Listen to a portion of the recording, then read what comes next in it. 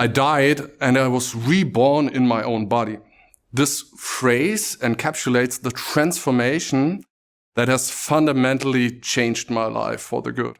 I experienced a spiritual awakening, a concept I would have scoffed at 3 years ago. This context is essential to grasp.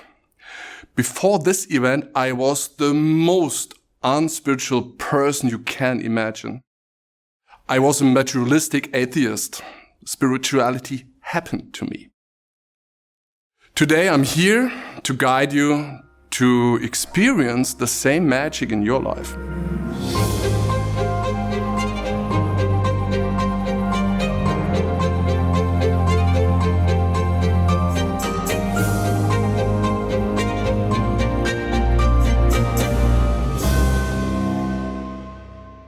My name is Oliver Göbel, and this is my Oxford talk.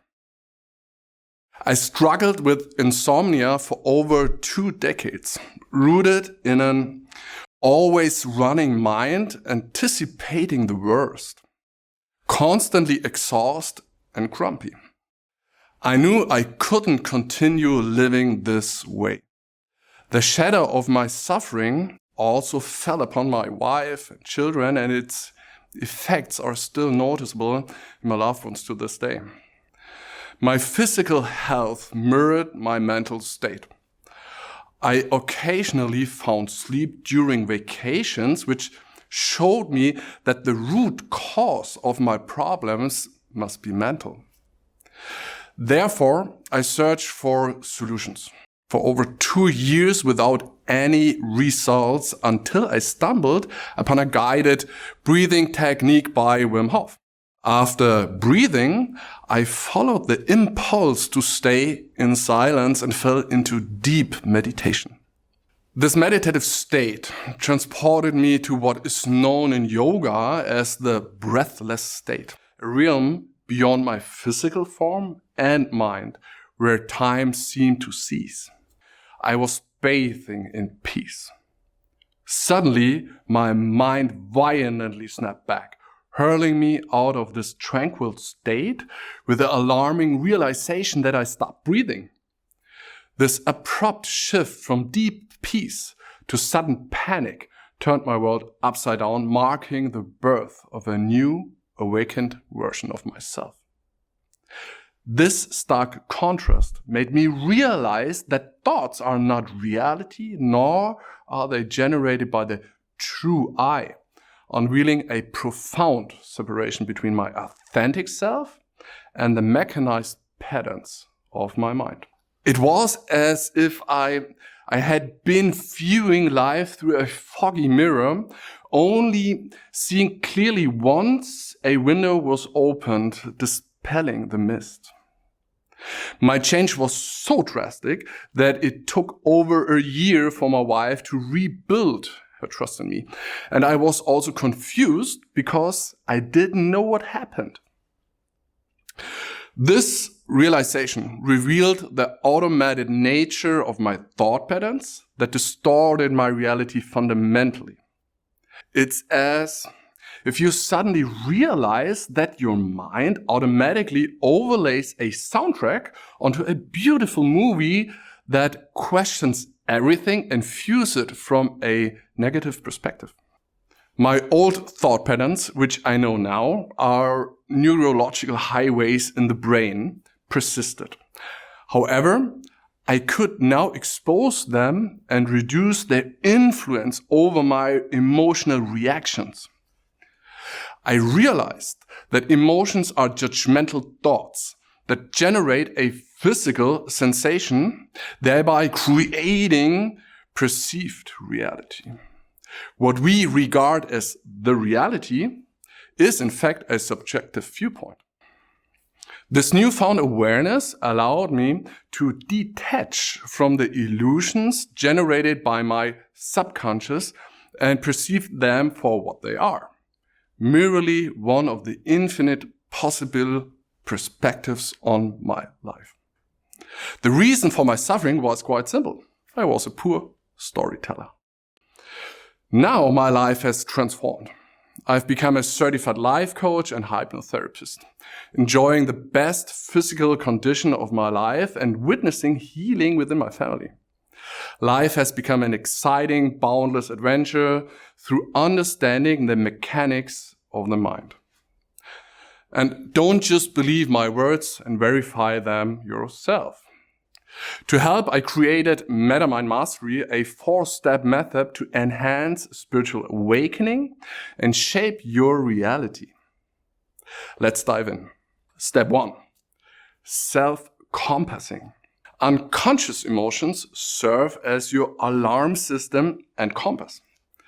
As your legs carry from A to B, emotions unmistakably draw attention to the quality and direction of your thinking.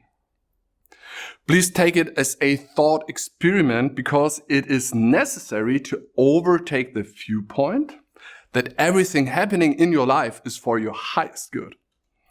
Your mind's job now is to find the perspective that fits and feels right, no matter your situation. Life's uncomfortable challenges create tension and serve as a springboard to better places and positions. Emotions are our feedback system, telling us how good we are at making the story of our lives. Clinging to negative emotions and the perspective behind them causes stress in the body, and stress is linked to the most common health issues. On the other hand, positive emotions are like a fly trap. We get stuck, and our addiction to these emotions harms and holds us stuck. Clinging to emotions become a prison for your free will, making it impossible to unfold our potential freely. An untrained mind makes us servants to our programs, and it must be the reverse. Are emotions destructive, and should we avoid them? No, but we should be aware of them and maintain conscious control. Step 2. Self-overcoming. The emotions of our subconscious programs control our lives. I call it the zombie mode because emotional reactions rob us of free will, just like a zombie mindlessly succumbs to the craving for fresh flesh. Only through conscious self-overcoming we can break free from this. A significant challenge in the beginning, which requires practice, is that emotions possesses hypnotic power.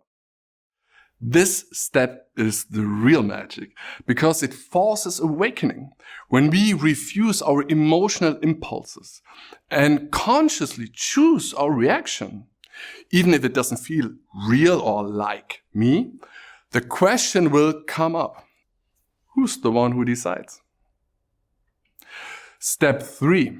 Self-meta-walking. Harnessing the power of imagination to influence our subconscious mind positively is a transformative tool. Consider yourself as a character in a video game, and you are the player. Your in-game avatar has a biography, a life filled with events, circumstances, and interpretations that have shaped who they are now. What would you do without knowing the character's bio if you took control now? A fresh restart. You take control of the present state. Your goal is to optimize the game, regardless of the character's past. What matters now is how the future should look and how the avatar must change to achieve that. You start to live in the future and not the past. There are infinite possibilities, but ultimately, by creating deliberate emotions through imagination, you will go through a funnel where authenticity awaits. You will impress your subconscious by developing new perspectives and feelings. You recode your reality like an artist. Step 4, self-loving. Self-love isn't an emotion. Self-love is creating distance from yourself. If you have a dog, you take them for a walk every day. rain or shine, without thinking about it, right? Why can't we do the same for us? Distance creates true intimacy because we are too close to ourselves. Instead, we must be our most supportive ally with much understanding and unconditional self-love, impressing our subconscious daily with a conscious, friendly inner voice, positive images, and good feelings about our future.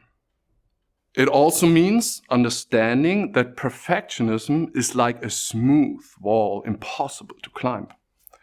We improve forever as we update our neurological highways with the latest consciousness insights. The most beautiful play is life itself.